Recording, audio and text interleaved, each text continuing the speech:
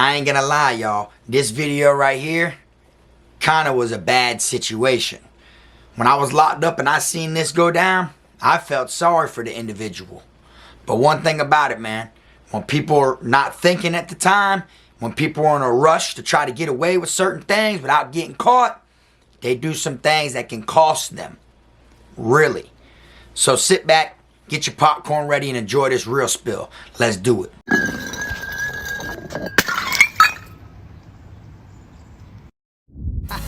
I'm the best, finna be this way till I EOS. Take it how you want, nigga, yeah, I'm a pro. Fuck around and bust your lot while you're at Vizzo. I hate to be this way, but I live for the moment. Waking up every day, show me an opponent. Shanks on deck, hitting bitch with locks. So much pool, I can even start you from the box. You don't wanna pay rent, got me bent. Got lax on deck, your money was well spent. Vultures on the prowl, so don't try testing. Step 2 comes violent, first steps finessing. You a hold down man, suitcase this. My cell phone, I'm a charger, don't walk with a limp. Get it knocked off or missing, you gon' get it. Next time I see you ass, you gon' leave airlifted. What's up, y'all? You already know, man. Kfrog TV back in the building. Y'all go ahead and do me that solid favor, man. Make sure you hit that like, subscribe button. And also make sure you hit the notification bell so you can see it first. Welcome back to the channel, y'all. This is your first time tuning in. My name Kfrog, and 9 times out of 10, everything I talk about over here is prison or jail related, due to the fact that I want individuals to know what to expect when they go to prison. We don't water nothing down. I tell y'all exactly how it is, and I speak facts about the truth of things that a lot of people really don't want you to know. You understand? And for this one here, I'm going to be telling y'all a situation that took place right after a shakedown inside of Florida prison while I was locked up. Okay? Now, if you're somewhere that's been locked up before, you know shakedowns come and you never know when it's going to hit. Kind of like the weather. You know, it could be sunny one day, next it's raining. Just like in prison, everything can be cool and steady. Next thing you know, there's a shakedown. You might have a bunch of contraband that you've been getting away with. Now all of a sudden they decide to blitz the dorms, whether you're in a 2-man cell, a single-man cell, open bay, wherever it is, and they'll run in there and they'll try to knock off what it is that you have that you're not allowed to, okay? And of course, nobody wants to get caught with contraband, because when you do, there's consequences and repercussion that come with that. You get put in confinement. You know, you get to live in the box and lose weight and feel like you're starving, you know what I'm saying? Nothing to eat back there, you know? And down here in Florida, a lot of people, you know, don't want to go to confinement, you know? It's so hot down here as it is. We do not have AC in prison down here, only at private camps. Only certain camps, a handful of them, out of all the institutions in Florida, have AC. Only a handful, okay? But majority of them, no AC, all right? Now, on this particular day, we were all in the dorm just vibing, hanging out. Me and, of course, a bunch of my other, you know, cellies that was inside this open bay with me. And what do we hear? Shakedown, shakedown. Everybody on your bunk. Everybody on your bunk. So, of course, you know, we're like, fuck, right? They come in, you know, squatted, you know, all dressed up like they looking for something, like they know what it is they're looking for. And of course, depending on what type of institution you're at, you know what they're looking for. You know the type of stuff that is everywhere, that's in front of you. What contraband is mostly at that institution. Because not every institution is going to be, the main thing is going to be the same. You understand? Like, you might find the same thing at every institution, but if it's cell phones and drugs, you know, this compound might be, you know, more problems with phones than there is drugs, you know what I'm saying? And then another compound could be more drugs than it is phones, you know, stuff like that. So they come in, everybody gets on their bunks, we sitting there, they going from, you know, bed after bed after bed. Now, the procedure when they came in was they had us all sitting there, and then they told us, they broke the dorm down into 3. They said, this side of the dorm, everybody stand up, take every single thing off except for your boxers. So now, as the other 2 halves of the dorm are sitting on their bunks, everybody stands up in their boxers, and then they tell you to form a line inside of the open bay bathroom area, which has 8 shower heads, you know, and then they have a couple guards standing in front of each shower head. You know, there's a little mini wall, and then they go next 8. And then, you know, 8 people go there while the guards are standing there with their arms on the wall looking dead at you, and they make you drop your drawers, turn around, squat, cough, lift up your sack, do everything that you basically got to do when it comes to, going in prison, and then they make you pull your boxers back up, make sure you ain't got nothing in your toes, wiggle your toes and your fingers behind your ears, move your tongue around like that, show your mouth, different things like that, move your head, run your hands through your hair. They make you do all that and then pull your boxers up and go sit in the day room. Okay, so then after they do that with the first row of people and everyone's in the day room, they started doing it to the people in the middle, and you can always tell as far as like when it's an inmate, you know what goes on in the dorm, who has what, like, even though the guards, don't always know, they know what they're hoping to find, so in your mind, if 3 of your homeboys have this and 1 of your homeboys have that, you guys kind of like try not to make eye contact, but y'all kind of like, when you do, y'all read each other. Y'all know what's going on. You're hoping to make sure everybody comes out without getting caught, So as you look around, you could tell people who are worried, who are nervous, how people start acting different, because they got something they should not have. So throughout the whole thing, after they come to my bunk, and have all of us go in there and everything, everybody wants to sit the farthest from the TV in the day room, kind of where, like, so you could see where they're searching, what bunk they're at, and if they spend more time at one bunk than normal, then that's 9 times out of 10 where they may have found something, Everybody's like, boy, what bunk are they by? Did they do my bunk yet? Because you never really know who they're going to, say, bunk such and such, such and such, such and such. All y'all are going to go to confinement for contraband. That's just what it is, you feel me? So after they start doing all the searching the bunks and shit like that, everybody's nervous, like I said. And then when the shakedown was finally over, there was an inmate in my dorm that ran to the bathroom, right? And when he ran to the bathroom, he was in there, throwing up, like, putting his finger down his throat, trying to throw up on the 8th stall, the back bathroom stall. He was trying to throw up, you know what I'm saying? And in my mind, I wasn't really thinking, I was thinking 2 things. I was thinking, like, 1, either that boy was nervous, because at first I didn't know he was, sticking his fingers down his throat to force himself to throw up. I was thinking maybe he was nervous. He got away with whatever it is he had, you know what I'm saying? Which he didn't think he was going to get away with. So, the butterflies and shit, he got nauseous, and the nausea made him, vomit.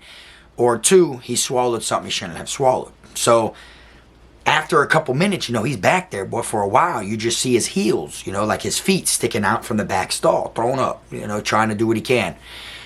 So, people who know who he is, we, me and like a couple other people, we go back there and we're like, what's up, bitch, you good? Da, da, da, da, da. You know what I'm saying? And he's like, man, nah, bro, I swallowed some dope. Da, da, da, trying to spit it back up, trying to this and this and that. So we're like, for real? He was like, yeah, da, da, da, this and that, this and that. So we're thinking like, okay, it ain't that serious, like maybe you swallow a gram, or, we're not really knowing how much he swallowed, you feel me? We're just like, okay, it is what it is. And he's like, man, I swallowed 8 sacks, right? So we're like, 8 sacks? He was like, yeah. But they were individually like in a little like finger of like a kitchen glove, and each sack, it's literally like, it's small, you know what I'm saying? It's literally like 2 little pinches of, K2, which is considered, spice is what they call it, you know what I'm saying? Tunchi. But it's sprayed with all types of stuff like that, so it's bad. It's the thing that you see when a lot of people be twacking out, hallucinating, and going crazy inside of prison. It's like the stuff that they had on the street that was legal, considered spice, but it's sprayed with other chemicals and stuff like that. Things that make people hallucinate and trip and go crazy off of just one hit, you know what I'm saying? So he said he swallowed 8 sacks. So in our mind, we're like, oh shit, you feel me? We're like, I wonder if that shit gonna do anything, you feel me? But, I guess by him trying to force to throw it up, he eventually, or his stomach acid, busted open the bags of the tunchi that was in his stomach, you know what I'm saying? So he started acting all like he was high, he started acting woozy and everything like that. So in our mind, we're like, oh, it'll pass, you know what I'm saying? He kind of got like stuck in the bathroom and started acting like he was like, not himself no more. He started acting real like, like drowsy looking, but he was, you know, he was still who he was, but he wasn't all the way there. So we're thinking, oh shit, it must have, you know, opened or whatever, and that shit's getting him high from the inside. You feel me? So people are trying to help him back there. People are throwing water on his face, trying to help him and do all they can to, like, you know, shell shock him, bring his ass back to life. So next thing you know, he's so drugged and everything that people don't want him to go to confinement, you know, like his homeboys and us, you feel me? We all try to, like, help him. So we made sure we signed somebody in sign language on the other side of the officer station, because in an open bay dorm, the officers booth's in the middle, and they got to watch 2 quads. You know what I'm saying? Whether it's A1 and A2, B1 and B2, you know what I'm saying? So we signed someone on the other side and was like, you know, distract the guard, you know what I'm saying? And they were like, all right. So they went up to the flap. The officer looks. He's like, can I get a request form or whatever to the guard? Guard rolls over there in his chair, goes to give him a request form. Meanwhile, we're walking by the other side from the bathroom, because the officer station's right there. We're walking by carrying this inmate who's drugged to his bunk. You know what I'm saying? We're just trying to get him in his bunk, lay him down for the night. You know, maybe it'll pass. You know what I'm saying? We're thinking he'll come down eventually, and, you know, we'll be able to, you know, he'll be able to be like, thank y'all. You know what I'm saying? We'll be able to save a fellow inmate from going to confinement. Because not only when someone goes to confinement, you know, does it, like, you know, it's bad for that person, it's bad for everybody else also, because now they know there was shit in that dorm, you know. So it'll make them crack down more. It'll make the police be more aware of looking, or, you know what I'm saying? It'll make them, like, want to pay attention and, you know, try to find people with shit now, because they know there's stuff in that dorm. Especially if they just did a shakedown and then find nothing. Now all of a sudden this inmate's high. Oh, okay, so our shakedown wasn't good enough, so let's double back. They'll never expect us to hit twice. You see, that's how it goes in prison, you feel me? So as we get him by the officer station, while the officer's being distracted, we get him by and we put him in his bed, you know what I'm saying, shit like that.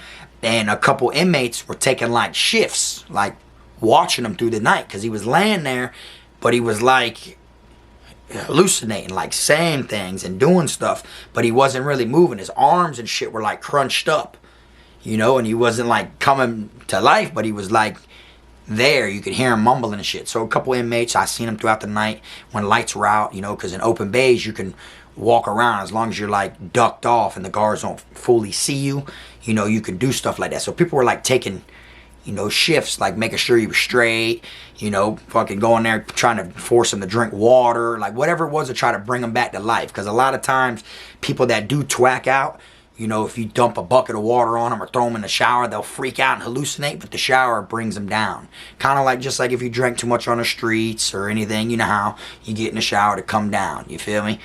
So after a while, you know, our whole goal was just to help him make it through the night, and then tomorrow he should shake back, everything be perfectly fine. It don't go that way. Of course, early in the morning they pop on the lights, it's time for chow. Not everybody has to go to chow, so boom, that bought a couple more hours, you know, for him to be, you know, but later on, a few hours after that, is work call. So now once work call comes, you know, certain people have to go to work, certain people don't. After a while, we peep the guard, we go over there, you know, after the guard walked through, you know, to do his rounds and shit, we peeped how the guard looked over and seen that he was still sleeping. And then, you know, we seen that it caught his attention. So we go over there and try to, you know, help him out, make sure he's straight and everything. And he's still, like, he ain't acting right. He's like there, he's breathing, but he ain't waking up. So there's nothing we could really do, you feel me? So we're just hoping he wakes up fully until the guard peeps game. Like I said, we peeped how the guard was looking, so when he came back around the next time and looked, seen dude wasn't moving, he's holding a clipboard and he's got like a paper and he's doing his little markings and checkings and shit. And then when he walks up to his bunk, he starts kicking his bunk like, hey, dude ain't moving, dude ain't responding. You know what I'm saying? So we're like, oh shit, so he's trying to wake him. You know, after a while, ain't nobody sleeping that hard. You know, the guard starts hitting the bunk pole real hard. Boom, boom, boom. Hey. He ain't moving. Next thing you know, pulls out the walkie-talkie, does his little, you know, his little communication, this and that. Next thing you know, everybody on your bunks, they come in there. A couple more guards, they come in there to trying to wake him up. They cannot wake him up. Next thing you know, they come in with a stretcher. When they come with the stretcher, they take him, they put him on the stretcher. Boom. He's gone. I had to go to education that day. You know, I had to do school, GED and stuff like that. So when it came time to leave and go to school, as I'm in the school building, you know, you got to walk by the school building in order to get to the dorm I was in. So I start seeing the warden, you know, which the warden never's really on the compound. It isn't like you see in movies and stuff where the warden's there all the time. It's not like that. You know what I'm saying? You might never see your warden, you know, at certain prisons. Down here in the state of Florida, you could go there and they do certain like walkthroughs every once in a while, you know, but you could be at a camp for 6 months and ain't seen your warden yet. You know, the warden doesn't really do shit. He just comes to make sure everything's in order at certain times. You know what I'm saying? So the warden and a couple other people start walking to my dorm. So I'm like, oh shit, you feel me? Next thing you know, they tell everybody, all right, school's ended early. Everybody who's in such and such dorm, y'all get up and go back to your dorm. So I'm like, damn, right?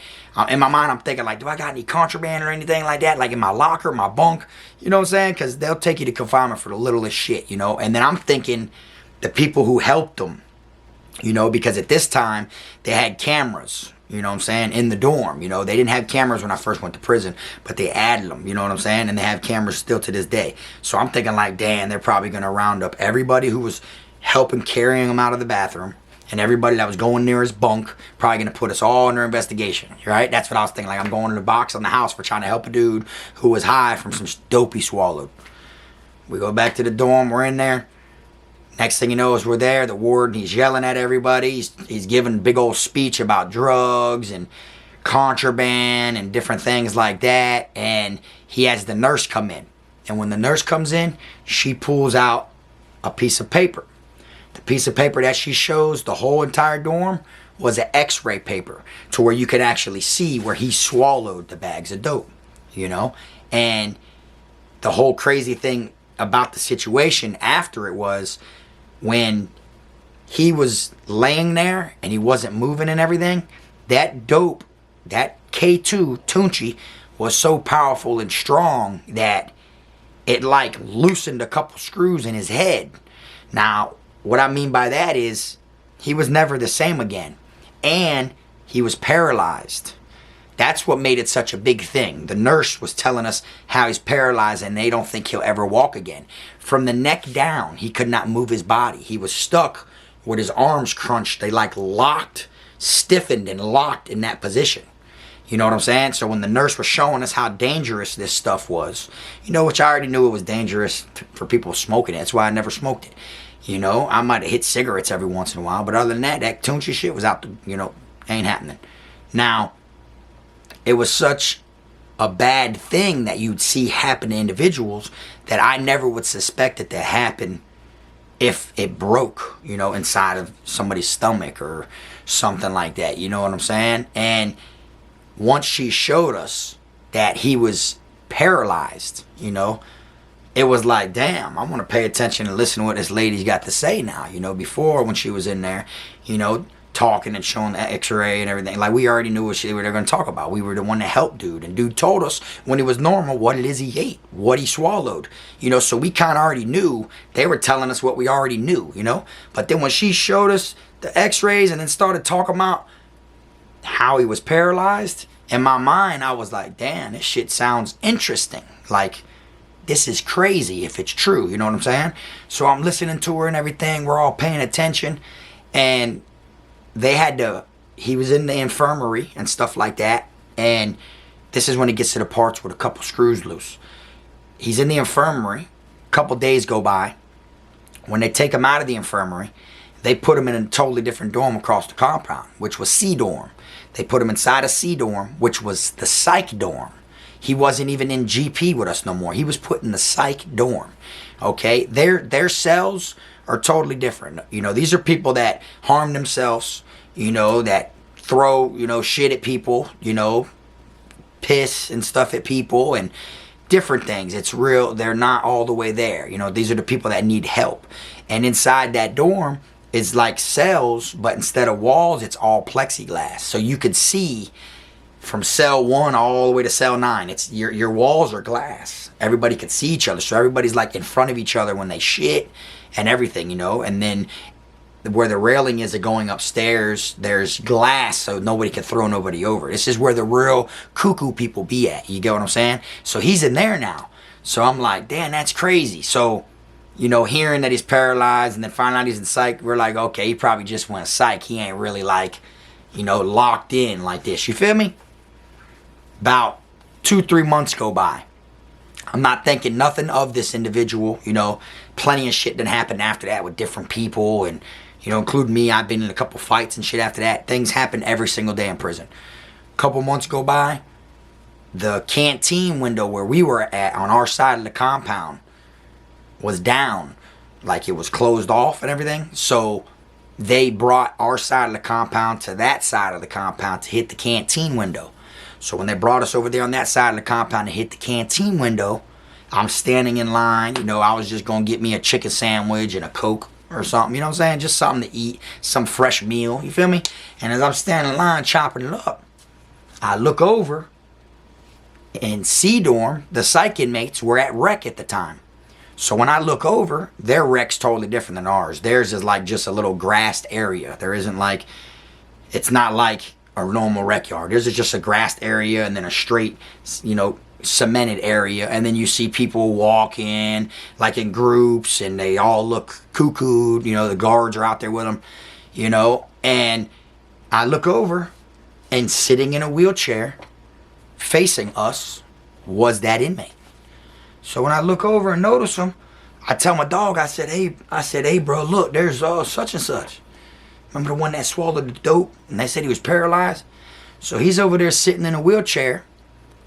When he's sitting in the wheelchair, I'm like, what's up? Like trying to like, you good? You know what I'm saying? Like, I don't know if he's playing psych, you know, because a part of me felt like when he was playing, like, you know, when he was like this and they said he was paralyzed, first thing that came to my mind was, oh, he's trying to get a check, which means he was trying to play like he was, you know, messed up or whatever, and was going to try to find a way to try to sue the system, even though he swallowed it on his own, or, you know what I'm saying? But there's people always try all types of shit. So I'm thinking in my mind, he was trying to get a check out of him. So I'm thinking he was playing psych. That's why he was putting psych. I'm not thinking he's really paralyzed. You know what I'm saying? So when I'm looking at him, I'm like, what's up? You good? That boy's sitting there with his shit like this, like locked in, like it was, you know, like locked up. And I'm like, what's up with you? You feel me? That boy don't budge. He sits there like this and still just stares at us. You know what I'm saying? So I'm thinking like, damn, dude playing good. You know what I'm saying? Like he playing, you feel me? So I decide to like act like I'm not paying attention to him and then still kind of peep over there. And he was literally like that. They had to, when they wheeled them in, they had to push him in there. He was psyched like that. And I started seeing him more frequently. Like when I go to chow, they'd be out there and he'd be in the same position. You know, the same spot. It was like, they had like a schedule where they would bring them people out on the rec yard, and he wanted this one little area. They'd push his damn, and they'd just set him right there, like in this one little spot where the sun hit the best. And he'd just be sitting there. And I seen him for months. You know what I'm saying? Like it was nothing. He was just a part. And I'm like, damn, that boy really paralyzed. You see what I'm saying? That boy really lost a couple screws and ended up being paralyzed for swallowing 8 sacks of K2. You see what I'm saying? And things like this happen all the time, you know. Families don't be knowing this type of stuff. You get what I'm saying? You think the prison is going to tell them that? You know, the prison will tell them certain things to a certain extent, but they don't want to do anything to make it look like they don't have their institution in order. You get what I'm saying? So if something happens to you to where, you know, you're on their watch, you get what I'm saying? They're supposed to be watching you and taking care of you and making sure none of this type of shit happens. So no matter what happens to you, it happened on their watch. So a lot of times, you know, the guards, their paperwork be fluke. You get what I'm saying? And all their stories stick together. So if you got 6 people telling you this is what happened to your loved one while he was in there, and this is what all 6 of their paperwork saying, you'll go down believing that's what happened. You know, if a guard harms an inmate, flatlines and bodies an inmate, 6, 7 to 15 different officers, all paperwork will say that that inmate hurt himself, took his own life. the person on the street is going to feel like their loved one did it to themselves to take the easy way out of ending his life, when really a guard just got away with a body. You see, that's how it goes. They hide the paperwork and everything like that because a lawsuit and, you know, bringing investigations to the institutions. And like I said, you're in their care. They're supposed to have eyes on you when you're on their watch. You see what I'm saying? So it's just crazy when I think about it, because when it all goes back and it plays in my mind to this individual that decided to swallow the dope, I think of the two main things. Okay, one, he swallowed the dope because he was scared to get caught with it. You know what I'm saying? He did not want to get caught with it. And there was other people that, you know, have swallowed dope and stuff like this in the past in different places. One got put in like a coma one time, you know what I'm saying? And another person got paralyzed for a while, but he shook back. You see, this was the first, you know, time where it was like a fact. Like, that boy is not shaking back, you know what I'm saying? You'd see nurses and shit out there, you know, trying to help him with therapy, and he'd just be sitting there looking at him. You know, they were trying to talk to him and shit, and he'd just be, you know what I'm saying? That's what it was, you feel me? So, one is he was scared to get caught with it. So this happened to him, not because he had the dope, you know. It was more because he was scared to get caught with it. You understand? Because you can have stuff and get caught with it and go to confinement.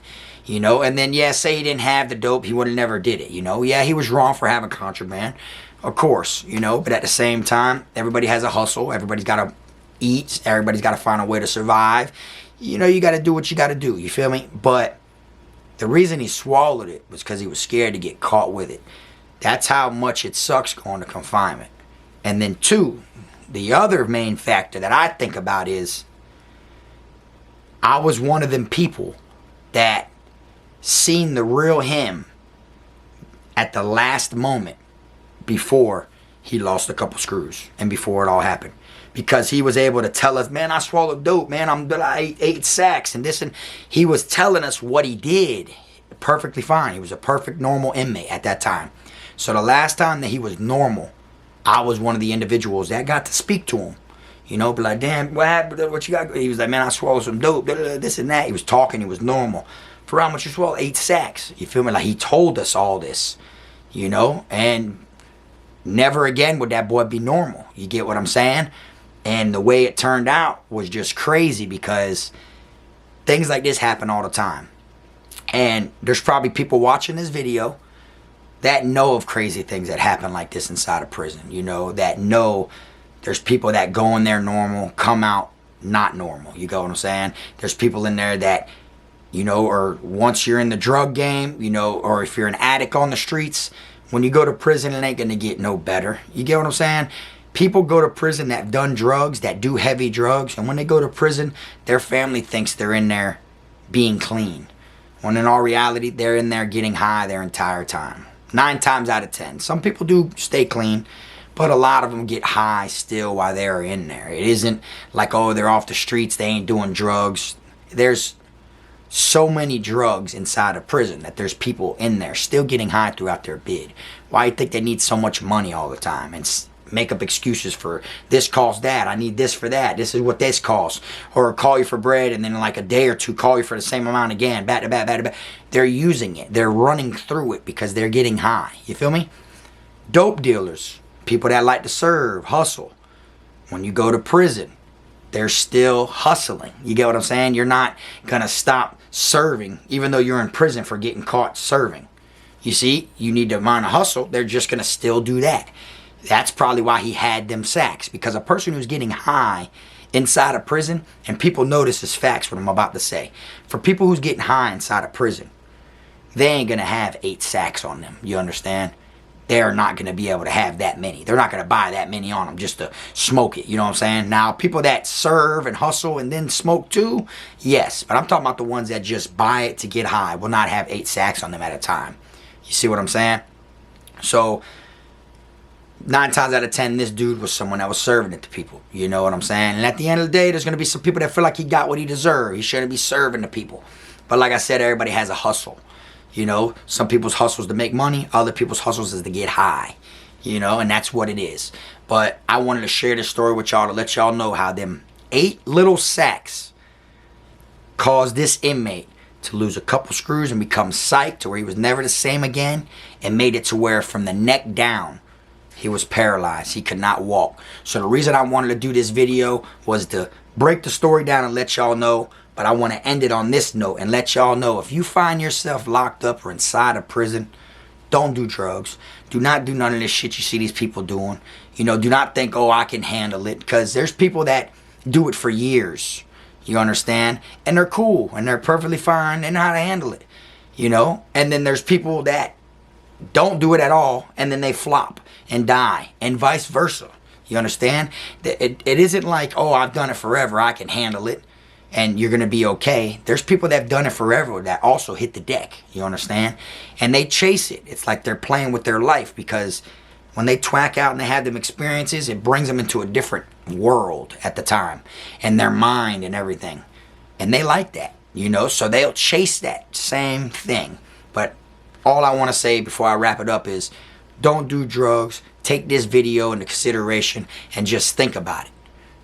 Think about what you are gonna 9 times out of 10 bring amongst yourself if you do some stupid shit inside a prison that can cost you at the drop of a dime. All right, that's all I got for y'all today. Y'all drop in the comment sections, let me know what y'all think about the situation. Do y'all ever witnessed anything like this? If you've ever heard about something like this or seen something like this, if so, drop it in the comment section. That's what it's there for.